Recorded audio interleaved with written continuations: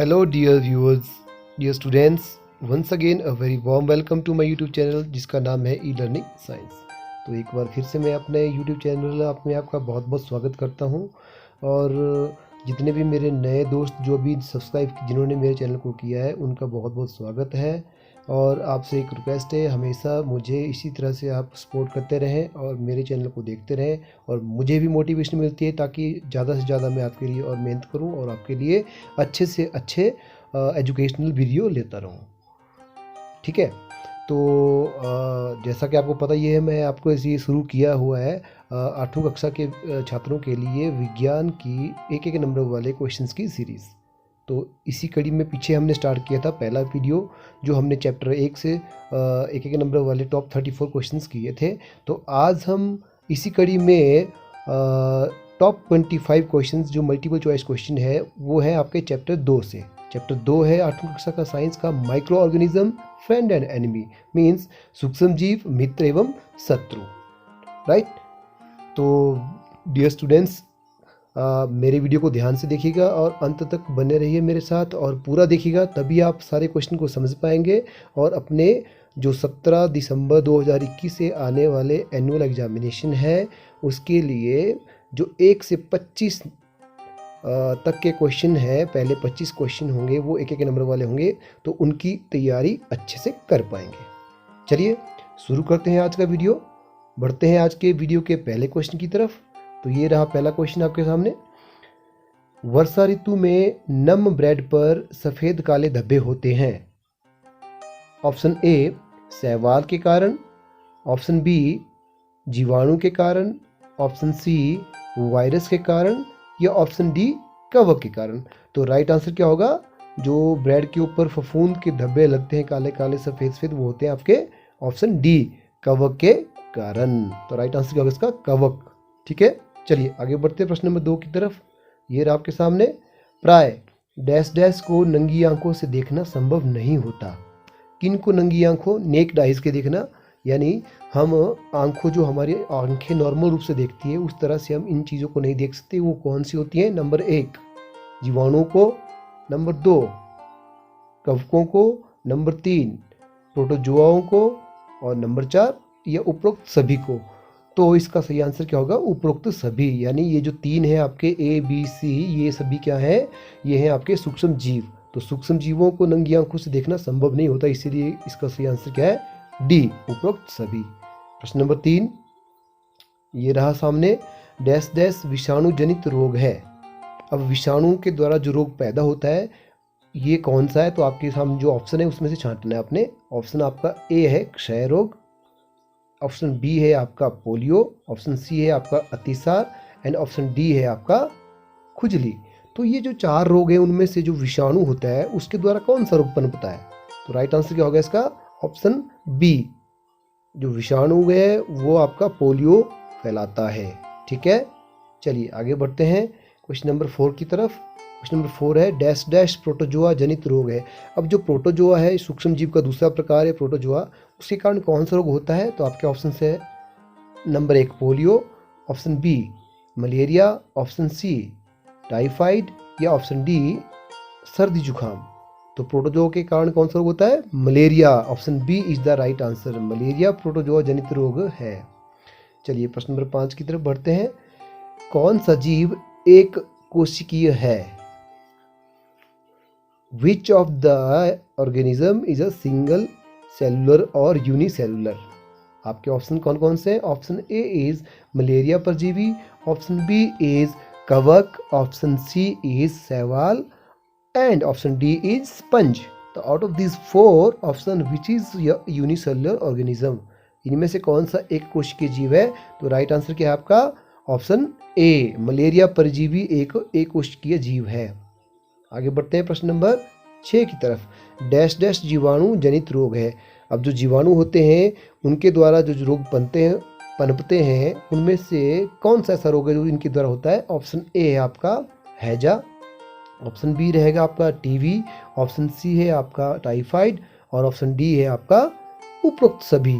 तो जीवाणुओं के द्वारा जो रोग उत्पन्न होते हैं उनमें से कौन सा है? तो राइट आंसर क्या होगा आपका? ऑप्शन डी, क्योंकि हैजा, टीबी और टाइफाइड ये तीनों ही जीवाणु के द्वारा उत्पन्न होने वाले रोग हैं, इसीलिए उपरोक्त सभी। आगे बढ़ते हैं प्रश्न नंबर 7 की तरफ। कौन सा कथन सत्य है? अब आपके पास 4 ऑप्शन आएगी, उनमें से आपने जो ट्रू फैक्ट है वो छांटना है। ऑप्शन ए, जीवाणु बर्फ में नहीं पाए जाते। ऑप्शन बी, जीवाणु प्राय सभी स्थानों पर पाए जाते हैं। ऑप्शन सी, जीवाणु उबलते पानी में नहीं पाए जाते। ऑप्शन डी, जीवाणु हमारे शरीर के अंदर नहीं पाए जाते। तो आप गैस कीजिए, आप छांटिए कौन सा जो सही आंसर होगा इसका। ऑप्शन ए, जीवाणु बर्फ में पाए नहीं जाते, ये आई थिंक गलत है, क्योंकि इसके अंदर तो बर्फ में भी जीवाणु होते हैं।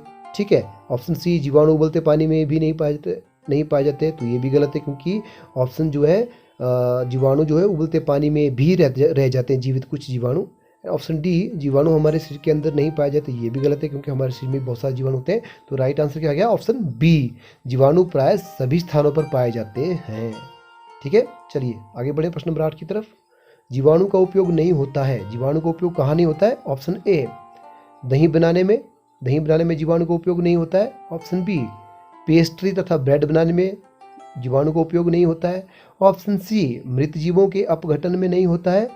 या ऑप्शन डी, मृदा की उर्वरता की वृद्धि में नहीं होता है। तो राइट आंसर क्या होगा? ऑप्शन बी, पेस्ट्री तथा ब्रेड बनाने में जीवाणु का उपयोग नहीं होता, बाकी तीनों जगह होता है। आगे चलते हैं प्रश्न नंबर 9 की तरफ। प्रश्न नंबर 9 है, डैश डैश का महत्वपूर्ण संगठक दही है। अब कौन सी ऐसी चीज़ है जिसका महत्वपूर्ण जो संगठक है वह दही है? आपके ऑप्शन है, ऑप्शन ए, रवे। Option B, idli. Option C, bhature. या ऑप्शन डी, उपरोक्त सभी। तो इसका सही आंसर क्या होगा? उपरोक्त सभी। ये तीनों चीज़ें जो है, खाद्य सामग्री जो है वो, जिनमें संगठक दही, यानी जो इनका जो मुख्य कॉन्स्टिट्यूट है वो दही है। आगे बढ़ते हैं क्वेश्चन नंबर 10 की तरफ।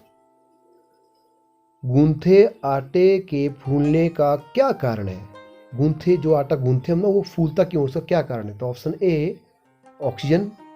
Option B, methane. या ऑप्शन सी, नाइट्रोजन। या ऑप्शन डी, कार्बन डाइऑक्साइड।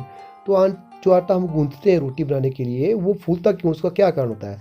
उसका कारण होता है carbon dioxide gas. Right answer is option D, carbon dioxide gas. चलिए आगे बढ़ते हैं क्वेश्चन नंबर 11 की तरफ। किस पदार्थ के उत्पादन में सूक्ष्म जीव का उपयोग नहीं किया जाता? अब स्टूडेंट्स ध्यान से देखिएगा, आपके पास जो ऑप्शन आने वाले हैं उनमें से किसका जो उत्पादन होता है बिना सूक्ष्म जीव से होता है? ऑप्शन ए, चटनी बनाने में सूक्ष्म जीव का उपयोग नहीं होता। ऑप्शन बी, सिरका बनाने में सूक्ष्म जीव का उपयोग नहीं होता। ऑप्शन सी, अल्कोहल बनाने में सूक्ष्म जीव का उपयोग नहीं होता। या ऑप्शन डी, शराब बनाने में सूक्ष्म जीव का उपयोग नहीं होता। तो राइट आंसर क्या रहेगा? ऑप्शन ए, केवल चटनी बनाने में सूक्ष्म जीव का उपयोग नहीं होता, बाकी तीनों जगह सूक्ष्म जीव का उपयोग किया जाता है। Dear viewers, I hope you are enjoying my questions. These questions are very useful to you for your preparation of annual examination of the 8th class. So while you are watching this video or while you are learning these questions, be very attentive and be very focused. चलिए आगे बढ़ते हैं question number 12 की तरफ। ये रहा आपके सामने। डैश डैश ने कीवण की खोज सन 1857 में की। ठीक है, अब इसका मतलब किसने जो है फर्मेंटेशन की खोज की थी 1867 ईस्वी में? तो आपके ऑप्शन है, ऑप्शन ए, लुई पास्चर ने। ऑप्शन बी, एडवर्ड जेनर ने। ऑप्शन सी, जगदीश चंद्र बोस ने। या ऑप्शन डी, अलेक्जेंडर फ्लेमिंग ने। तो ये 4 साइंटिस्ट है, इनमें से किसने जो है कीवण की खोज 1857 में की? तो राइट आंसर क्या रहेगा आपका? लुई पास्चर जो है उन्होंने कीवण की खोज 1857 में की। याद रखिएगा बच्चों, ये क्वेश्चन जो है बहुत बार पूछा गया है और आगे भी पूछा जा सकता है। आगे बढ़ते हैं क्वेश्चन नंबर 13 की तरफ। सूक्ष्म जीवों को मुख्यतः कितने वर्गों में बांटा गया? ये क्वेश्चन भी बहुत बार पूछा जाता है। सूक्ष्म जीवों को मुख्यतः कितने वर्गों में बांटा गया है? और आपके ऑप्शन है, ऑप्शन ए 3 में। ऑप्शन सी 5 में। और ऑप्शन डी 4 में। ऑप्शन बी यहाँ पे खाली छोड़ा गया है, ऑप्शन बी यहाँ पे 2 होना था। चलिए आप इसको 2 एज्यूम कर लीजिए। Option A 3, option B 2, option C 5, option C 4। तो राइट आंसर क्या रहेगा? Option D. सूक्ष्मजीवों को मुख्यतः 4 वर्गों में बांटा गया है। आगे बढ़ते हैं क्वेश्चन नंबर 14 की तरफ। ये रहा आपके सामने, पेनिसिलिन का आविष्कारक कौन है? Who discovered penicillin? पेनिसिलिन क्या है? एक एंटीबायोटिक है। इसकी खोज किसने की? तो आपके सामने ऑप्शन क्या रहेंगे? Option A Edward Jenner, option B Louis Pasteur, या ऑप्शन सी अलेक्जेंडर फ्लेमिंग, या option D J C Bose, Jagdish Chandra Bose. तो इन 4 साइंटिस्ट में से पेनिसिलिन का इंजेक्शन जो है किसने खोजा? एंटीबायोटिक की खोज किसने की? तो right answer is option C, Alexander Fleming ने पेनिसिलिन का आविष्कार किया। व्यूअर्स, लास्ट के 11 क्वेश्चन बचते हैं जो कि बहुत इंपॉर्टेंट है। ध्यान से देखिएगा और समझिएगा।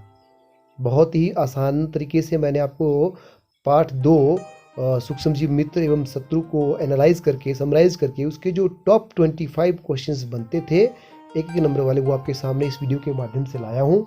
तो इन क्वेश्चंस को ध्यान से समझिए और अपने फाइनल एग्जामिनेशन की एक नंबर वाले क्वेश्चनों की अच्छे से तैयारी कीजिए। क्वेश्चन नंबर 15 इज, सामान्य प्रतिजैविक एंटीबायोटिक किस रोग में प्रभावी नहीं है? आपके पास ऑप्शन है जुखाम में, ऑप्शन बी इन्फ्लुएंजा में, ऑप्शन सी पोलियो में, या ऑप्शन डी उपरोक्त सभी। तो जो नॉर्मल एंटीबायोटिक है ना, वो किस रोग में प्रभावी नहीं होती है, इफेक्टिव नहीं होती है? तो आपका सही आंसर क्या रहेगा इनमें से? ऑप्शन डी उपरोक्त सभी, यानी ए बी सी, ये तीनों ही रोग जो हैं उनमें क्या हुआ, एंटीबायोटिक जो है सामान्य प्रतिजैविक जो है वह प्रभावी या इफेक्टिव नहीं होती। ठीक है, क्योंकि ये वायरल इन्फेक्शन है और वायरल जितने भी इन्फेक्शन होते हैं उसमें एंटीबायोटिक कोई काम नहीं करती, ये याद रखिएगा। आगे बढ़ते हैं क्वेश्चन नंबर 16, किस रोग की रोकथाम वैक्सीन से संभव नहीं है? तो वैक्सीन से जो रोग को हम रोकथाम करते हैं, रोकते हैं, वो कौन सा रोग है जिसके द्वारा जो वैक्सीन से भी वो संभव नहीं है? तो ऑप्शन ए हैजा, ऑप्शन बी चेचक, ऑप्शन सी क्षय रोग, ऑप्शन डी हृदयघात। तो ये 4 रोग दिए हैं आपके सामने, हैजा, चेचक, क्षय रोग और हृदयघात। तो इनमें से ऐसा कौन सा रोग है जिसकी रोकथाम वैक्सीन से संभव नहीं है? बहुत ही आसान। तो राइट आंसर क्या रहेगा? ऑप्शन डी, हृदयघात एक ऐसा रोग है, यानी हार्ट अटैक, जिसकी रोकथाम हम वैक्सीन से नहीं कर सकते। बाकी हैजा, चेचक, क्षय रोग की जा सकती है। क्वेश्चन नंबर 17 पे बढ़ते हैं। आपके सामने ये रहा, एडवर्ड जेनर ने किस रोग के टीके की खोज सन 1798 में की है? देखिए, पहली बात है, एडवर्ड जेनर नामक साइंटिस्ट ने एक टीके की खोज की थी 1798 में। तो कौन सा था? ऑप्शन ए हैजे रोग का, ऑप्शन बी क्षय रोग का, ऑप्शन सी चेचक के रोग का, या ऑप्शन डी पोलियो के रोग का। तो किस रोग के टीके की खोज की थी? तो राइट आंसर क्या रहेगा? ऑप्शन सी, चेचक के रोग की जो है खोज की थी सन 1798 में डॉक्टर एडवर्ड जेनर ने। क्वेश्चन नंबर 18 ये रहा आपके सामने, किस रोग का विश्व में के अधिकांश भागों से उन्मूलन हो गया है? मीन्स कि ऐसा कौन सा रोग है जो ऑलमोस्ट एवरी कंट्री, या आप ये कहें कि पूरे विश्व से ही वो गायब हो गया है? तो राइट आंसर आपके ऑप्शन क्या रहेंगे? पहला तपेदिक, ऑप्शन बी चेचक, ऑप्शन सी पोलियो, या ऑप्शन डी हैजा। तो इन चारों में से ऐसा कौन सा रोग है जो लगभग पूरे विश्व से ही निकल गया, उन्मूलन हो गया है? तो राइट आंसर क्या रहेगा? Option B. अब चेचक ऐसा रोग है जिसका उन्मूलन विश्व के अधिकांश भागों में हो गया है। चलिए क्वेश्चन नंबर 19, अगला क्वेश्चन क्या है? संचरणीय रोग नहीं है। ठीक है, out of the following option which is not a infectious disease? Option A गलगंड यानी ग्वाइटर, जिसे बोलते हैं हम घेंगा, ऑप्शन बी हैजा, ऑप्शन सी चिकन पॉक्स, या ऑप्शन डी क्षय रोग। तो इन 4 रोगों में से ऐसा कौन सा रोग है जो संचरणीय नहीं है, इन्फेक्शियस नहीं है? देखिए, चिकन पॉक्स भी इन्फेक्शियस है, क्षय रोग यानी टीबी भी इन्फेक्शियस है क्योंकि ये खांसी से फैलता है सांस के द्वारा, हैजा भी इन्फेक्शियस है। ठीक है, तो एक ऐसा रोग है वो है ग्वाइटर यानी गलगंड। Option A is the right answer, जो कि एक संचरणीय रोग नहीं है। संचरणीय रोग क्या होते हैं ये भी आपको पता है, ऐसे रोग जो एक दूसरे के छूने से, सांस लेने से, या हवा के माध्यम से, जल के माध्यम से, जूठा जल पीने से फैलते हैं। तो वो थे संचरणीय रोग। ठीक है, यानी बीमार व्यक्ति के संपर्क में जब कोई स्वस्थ व्यक्ति आता है तो वो बीमारी जो है उस बीमार व्यक्ति से स्वस्थ व्यक्ति में फैल जाती है, that is called infectious disease. तो गलगंड या ग्वाइटर या घेंगा एकमात्र ऐसा रोग है जो ऐसे फैलता है, यानी संचरणीय रोग है। बाकी हैजा, चिकनपॉक्स, ये क्षय रोग, ये तीनों ही इन्फेक्शियस डिजीज हैं जो इसके द्वारा फैलते हैं। गलगंड यानी ग्वाइटर को छोड़कर, ग्वाइटर नहीं फैलता है ऐसे। चलिए आगे बढ़े। Question number 20, dash dash nitrogen स्थिरीकांक है। नाइट्रोजन स्थिरीकांक कौन है? ऑप्शन ए जीवाणु है, ऑप्शन बी कवक है, ऑप्शन सी नीले हरे शैवाल है, या ऑप्शन डी ए तथा सी दोनों हैं। तो राइट आंसर क्या रहेगा? ए तथा सी, यानी ऑप्शन डी, क्योंकि जीवाणु और नीले हरे शैवाल ये दोनों ही नाइट्रोजन स्थिरीकांक हैं। स्थिरीकांक का मतलब जो नाइट्रोजन को फिक्स करते हैं, एटमॉस्फेरिक नाइट्रोजन को। क्वेश्चन नंबर 21, डैश डैश एक रोगवाहक है। रोगवाहक कौन है? ऑप्शन ए तितली है, ऑप्शन बी मधुमक्खी है, ऑप्शन सी भंवरा है, या ऑप्शन डी घरेलू मक्खी। देखिए, रोगों का वाहक यानी जो रोग एक स्थान से दूसरे स्थान ले जाते हैं वो कौन है? तितली है, मधुमक्खी, भंवरा है, या घरेलू मक्खी? तो बिल्कुल सही पहचान रहे हैं आप। राइट आंसर क्या गया? ऑप्शन डी, जो हाउस फ्लाई है, जो घरेलू मक्खी है, वो एक रोगवाहक है, बाकी तीनों नहीं है। क्वेश्चन नंबर 22 आपके सामने, बेसिलस एंथेसिस नामक जीवाणु की खोज किसने की? देखिए, एक जीवाणु है बेसिलस एंथेसिस, उसकी खोज किसने की? आपके सामने ऑप्शन है, ऑप्शन ए लुई पास्चर ने, ऑप्शन बी रॉबर्ट कोच ने, ऑप्शन सी अलेक्जेंडर फ्लेमिंग ने, या option D doctor Edward Jenner ने। इनमें से किसने जो है बेसिलस एंथेसिस नामक जीवाणु की खोज की? सही आंसर क्या रहेगा? पहचानिए।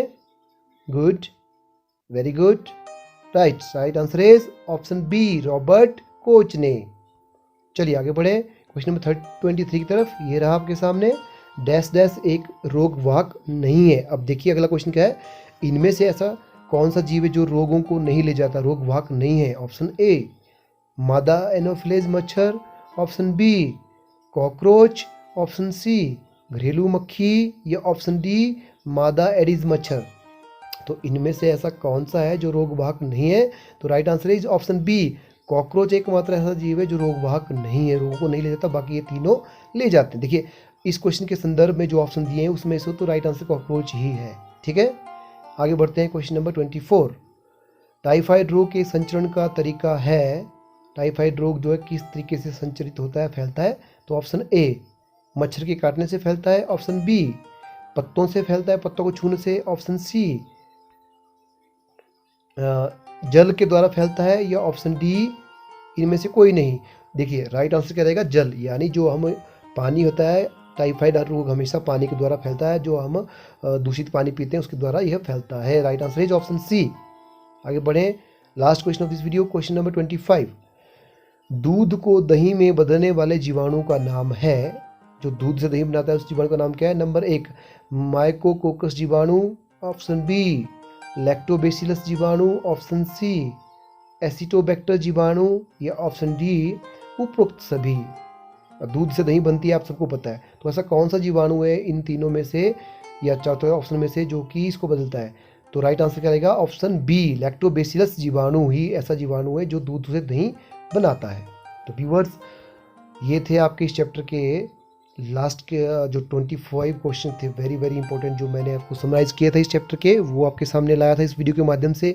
आई होप आपने पूरा वीडियो देखा होगा, सारे क्वेश्चन अच्छे से समझे होंगे, और अपने एक एक नंबर की सीरीज़ की जो हम तैयारी कर रहे हैं फाइनल एग्जामिनेशन के लिए, जो कि 17 दिसंबर 2021 से शुरू हो रही है, विंटर सेशन के बच्चों के लिए, उनके लिए ये पार्ट 2 की तैयारी पूरी हो गई होगी। आप इस वीडियो को पॉज कर सकते हैं, दोबारा शुरू से देख सकते हैं, और अच्छे से इनको याद कर सकते हैं, नोट भी कर सकते हैं, वीडियो के स्क्रीनशॉट भी ले सकते हैं।